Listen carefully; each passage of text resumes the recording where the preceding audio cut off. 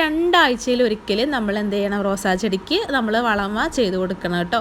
അത് നമുക്ക് എന്ത് വളമാണെങ്കിലും ചെയ്ത് കൊടുക്കാം. ഞാനിപ്പോൾ ജൈവവളമാണ് കൊടുക്കാറുള്ളത്. ജൈവവളം എന്ന് പറയുമ്പോൾ കമ്പോസ്റ്റ്, വേർമി കമ്പോസ്റ്റ് ഒക്കെ കൊടുക്കും.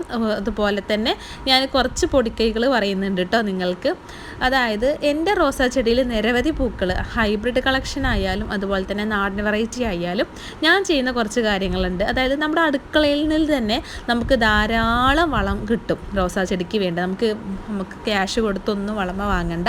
നമ്മുടെ അടുക്കളയിൽ നാം ഉപയോഗശൂന്യമായിട്ട് കളയുന്ന ഒരുപാട് വസ്തുക്കൾ കൊണ്ട് നമുക്ക് ഒരുപാട് പ്രയോജനങ്ങളുണ്ട്. അതുപോലെ അതിലൊന്നാണ് ഈ മുട്ടയുടെ തോട്, അതുപോലെ തന്നെ വെളുത്തുള്ളിയുടെ തോല്, വലിയ ഉള്ളിയുടെ തോല് എന്നിവയെല്ലാം നമ്മൾ ഒന്ന് പേസ്റ്റാക്കി എടുത്തിട്ട് ഇത് റോസാ ചെടിക്ക് ഇട്ട് കൊടുക്കുകയാണെങ്കിൽ നല്ല രീതിയിൽ പൂക്കളുണ്ടാവും കേട്ടോ.